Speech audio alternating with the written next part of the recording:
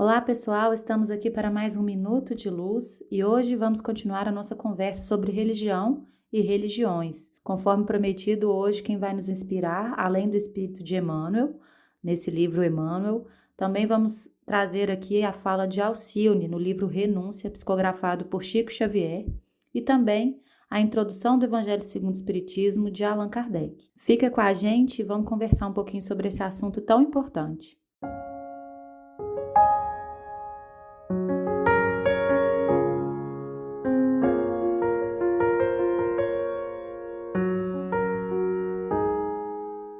Bom, gente, acho importante a gente entender por que a gente está trazendo esse tema.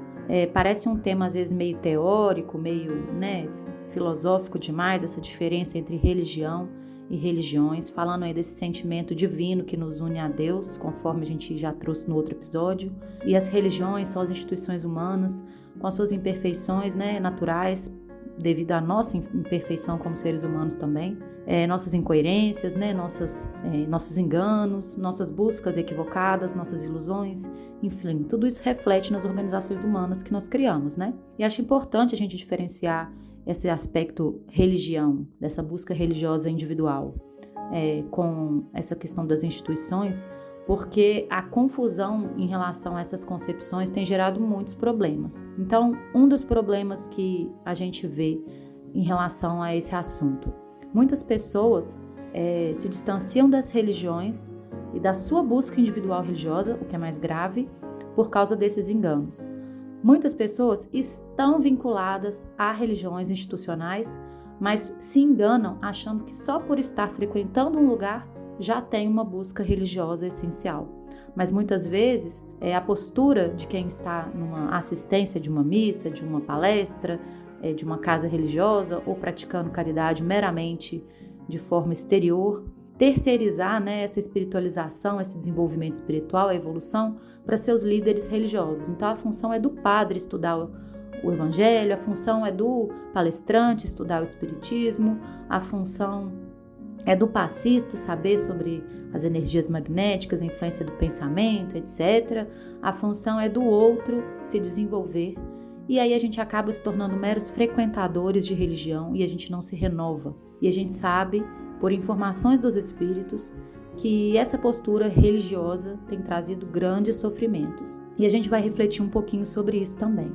Além disso, quando a gente se transforma num religioso, num palestrante, num padre, num pastor que prega, que fala, mas não se transforma intimamente, também a gente comete muitos enganos, começa a se iludir em relação a questões de poder, de evidência pessoal, vaidade, que é exatamente o contrário daquilo que a gente prega muitas vezes.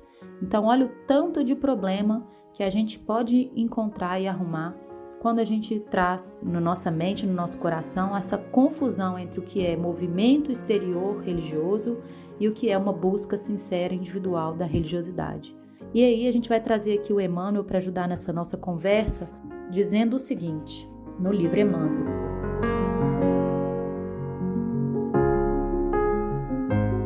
No dia em que a evolução dispensar o concurso religioso para a solução dos grandes problemas educativos da alma do homem, a humanidade inteira estará integrada na religião, que é a própria verdade, encontrando-se unida a Deus pela fé e pela ciência, então irmanadas.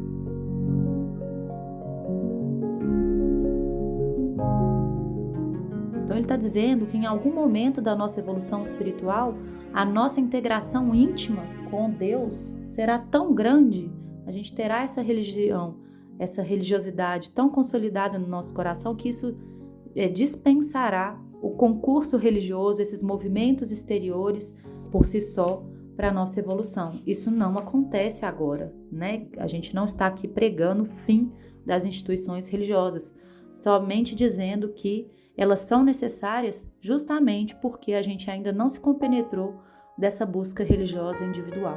E aí a gente traz aqui também as reflexões de Alcione, que é um espírito muito superior, que tem a sua história de vida relatada pelo espírito de Emmanuel no livro Renúncia, psicografado por Chico Xavier. Em um determinado momento, ela começa a participar de um culto do Evangelho no lar, uma reunião familiar para conversar sobre a Bíblia. A história se passa nos anos 1740, assim, acho que termina em 1740, 1600 e pouco, enfim, é nessa época. Então não existia espiritismo, tá, gente? E ela já era um espírito superior, para quem acha que para ser espírito superior tem que ser espírita. E isso aí é decorrência desse problema que nós estamos mencionando. Essa confusão vem justamente de achar que o espiritismo é uma religião institucional humana, e não é, né? Então, a gente acha que só tem espírito superior espírita, e não é assim. Os espíritos superiores são aqueles que amam, são aqueles que fazem o bem, são aqueles que estudam a lei divina, independente de onde ela esteja. Vamos juntos aqui com a Alcione, então. Ela era católica, né? Tinha o entendimento do catolicismo da época, iluminado pelo conhecimento que o preceptor dela, Padre Damiano, também tinha, que eram, vamos dizer assim, um pouco avançado em relação ao momento, porque o momento era um momento de inquisição, né? Um momento de muitos enganos no seio da Igreja Católica, e esse padre que orientava a Alcione, e também pelo tanto que ela era um espírito superior, tinha uma compreensão menos dogmática do Evangelho de Jesus, né? E é essa compreensão que ela traz aqui. Então, nesse culto, nesse momento de conversa sobre o Evangelho com a família, um dos participantes lá indaga ela várias coisas que eu vou ler aqui para vocês e vou ler também a resposta dela. É uma leitura um pouco mais longa, então fica aqui comigo.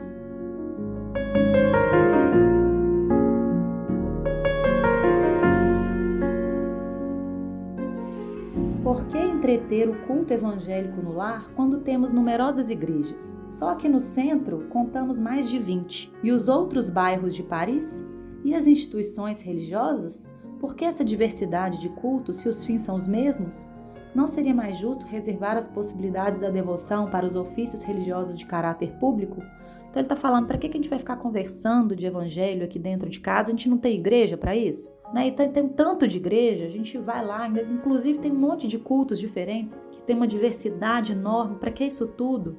E para que a gente vai ficar conversando de evangelho dentro de casa, né? E a resposta dela é a seguinte: neste assunto, Sr. Davenport, como não se trata de opinião nossa pessoal, mas de ensinos do mestre, peço-vos relevar a minha franqueza. Tenho a convicção de que em toda parte estamos na casa de nosso Pai, e estou certa de que dia virá em que tomaremos por templo de Deus o mundo inteiro. Olha aí o que Emmanuel disse lá, né? O templo de Deus é o mundo inteiro, não é a igreja tal ou qual. Mas, em nossa atual condição, não nos custa reconhecer o proveito das igrejas e o caráter sagrado do culto doméstico no que concerne aos ensinos de Jesus. Então ela vai falar da importância das instituições religiosas e da importância desse culto íntimo.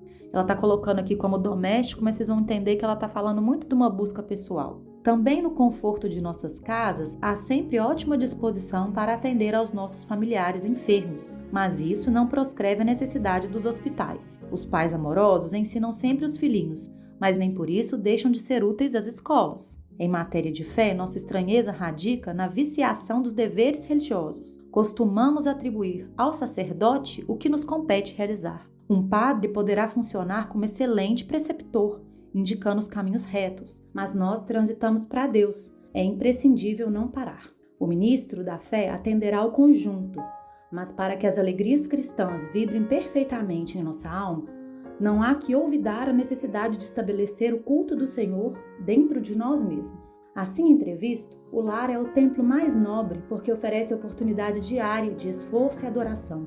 Cada criatura de nossa convivência sob o mesmo teto representa um altar para o culto da bondade, do carinho, da compreensão. Cada borrasca doméstica é um ensejo para a distribuição de esperança e fé. Cada dia afanoso enseja a possibilidade de testemunhar confiança em Deus. Enquanto isso ocorre na intimidade, as instituições religiosas podem funcionar como hospitais dos espíritos combalidos, como celeiros de esfomeados, como fontes de informações sublimes aos ignorantes. Qualquer doente esperará a volta da saúde, mas colimando reintegrar-se no plano de esforço diuturno. O faminto se alimentará de modo a prosseguir no seu caminho, e o ignorante será instruído para que se habilite a aplicar o que aprendeu. Por esse prisma, podemos aquilatar o valor das pequenas realizações domésticas. Acredito que o lar seja o ninho onde o espírito humano cria em si mesmo, com auxílio do Pai Celestial, as asas da sabedoria e do amor, com que há de conhecer mais tarde as sendas divinas do universo.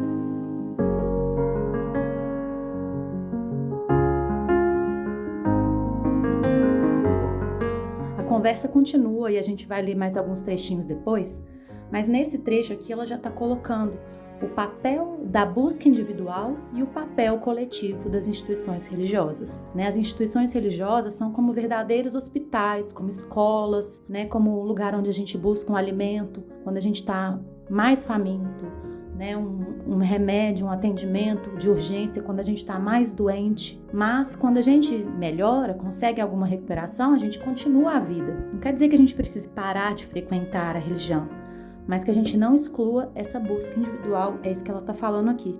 Que a gente não deposite no líder religioso as responsabilidades que nos cabem na nossa evolução. O Cirilo, ele era um negociante de fumo, Ele tinha saído da Irlanda para a América, colonizar a América naquela época da colonização. E ele era um comerciante rico de fumo, então um empresário da época e tudo. E aí ele diz assim, depois que a Alcione fala essas questões que a gente colocou: os negócios materiais da minha vida sempre me criaram certa atmosfera de incompreensão para as lições do Cristo. Sempre considerei o lar fortaleza da nossa felicidade na terra, mas nunca como base para enriquecimento de dons espirituais. E a Alcione responde, que eu acho interessante também: isso é natural. As forças que nos encarceram o coração nas grades de uns tantos problemas temporais costumam ser violentas e rudes. Entretanto, Deus não se cansa de nos atrair aos seus braços misericordiosos. Tem mais um trechinho que ela fala aqui sobre essa questão das instituições e da busca individual, que é o seguinte: no templo das pregações públicas, poderemos receber as inspirações externas, ao passo que no culto íntimo entramos em contato com o próprio eu, recebendo divinas mensagens na consciência. Os diversos ministros religiosos têm fórmulas convencionais. Nós, como sacerdotes da própria iluminação, temos as expressões espontâneas da vida.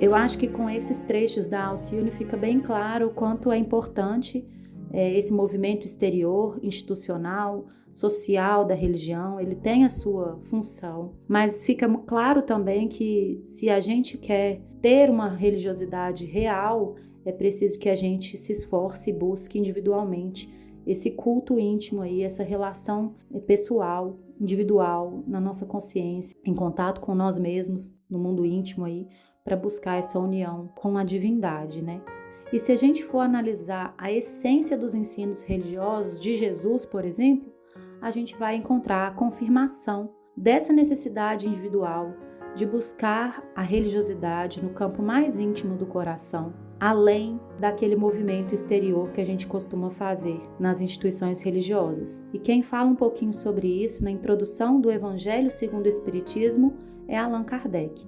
O Evangelho segundo o Espiritismo não é a Bíblia espírita, ele é um livro que recolhe alguns trechinhos do Evangelho de Jesus, e esses trechinhos são comentados por Allan Kardec e pelos espíritos superiores através de médiuns. Então os espíritos trazem a interpretação, o foco desses trechos que foram selecionados do Evangelho de Jesus. E na introdução, quando Kardec vai dizer o objetivo dessa obra, ele diz o seguinte: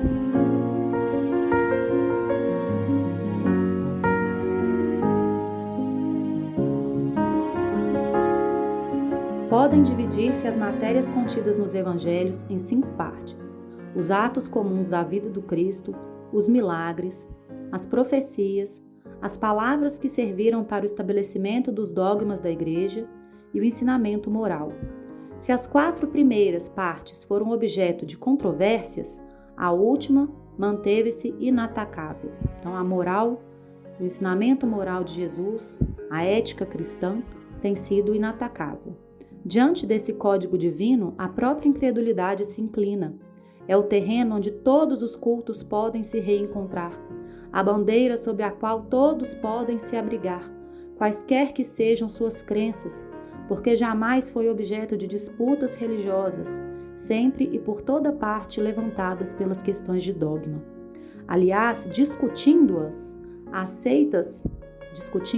as questões morais, as seitas encontrariam aí a sua própria condenação, porque a maioria está mais interessada na parte mística do que na parte moral que exige a reforma de si mesma.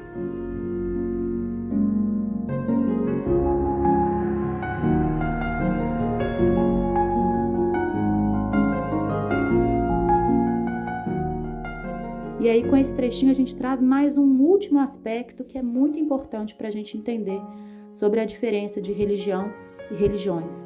Quando a gente se prende às questões institucionais religiosas, ocorre algo que acho que talvez a coisa mais grave, na minha opinião, que tem acontecido na humanidade, que é a divisão das pessoas. Então, eu acredito em reencarnação, você não acredita. Então, nós somos contra um ao outro. Você acredita em Nossa Senhora, eu não. Então, nós não podemos conversar, não podemos nos unir. E isso é exatamente o que o Kardec está dizendo aqui, que a falta do foco na ética cristã, na moral dos ensinos de Jesus, tem nos afastado uns dos outros, tem criado grupos religiosos. Então, ele está dizendo aqui que as religiões teriam encontrado, se focassem na moral, a sua própria condenação da sua existência como dogma, como divisão, como grupo separado dos demais. A humanidade está toda dividida por crenças pretensamente religiosas, mas a verdadeira religião deveria nos unir uns aos outros. Então, tudo bem, eu acredito em reencarnação, eu tenho evidências, eu fiz estudos científicos e fortaleci minha crença nisso. Mas se o meu foco é o amor, a fraternidade, os ensinos maiores de Jesus, isso não deveria nunca ser motivo para eu deixar de conversar com alguém, deixar de compreender uma crença diferente da minha, porque isso é uma questão de conhecimento, de informação, que mais dia menos dia a verdade se estabelece para todos, mas sem ser goela abaixo, sem ser imposta. Então é muito importante, eu acho que talvez o aspecto mais importante desse entendimento de religião e religiões, da religiosidade íntima que nós devemos cultivar e desse movimento exterior, é que o movimento exterior, ele divide e a gente não tem conseguido fazer com que ele sejam núcleos de unificação, E aqui a gente não está pregando o fim, mais uma vez, das instituições religiosas, não, mas que pelo menos a gente comece a entender que elas não têm a função de trazer divergências irremediáveis, divisões que nos afastem dos nossos irmãos em humanidade. Kardec diz,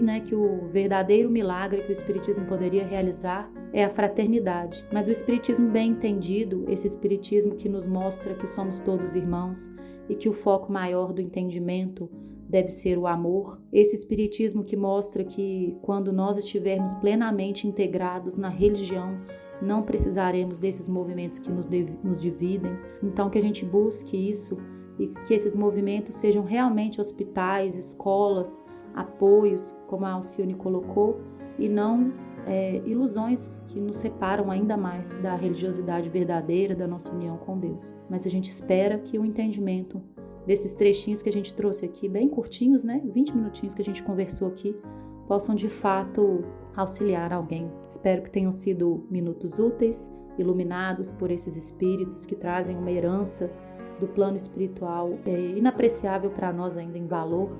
A gente ainda não consegue entender o tanto que isso é um tesouro para nós. Emmanuel, Kardec, Chico Xavier, Alcione, esses espíritos que nos esperam aí para um entendimento mais alto da religiosidade. E quando a gente está falando de religiosidade, estamos falando da vida. Estamos falando de que nós somos espíritos, independente da gente aceitar ou não, se nós somos, nós somos. E se a gente não olha para essa realidade, estamos vivendo pela metade e por isso também colhendo aí tantos desequilíbrios no nosso dia a dia, porque a gente tem focado muito mais no nosso lado material do que na nossa essência espiritual. Isso aí é assunto para outro episódio. Um grande abraço, fiquem com Deus e até a próxima.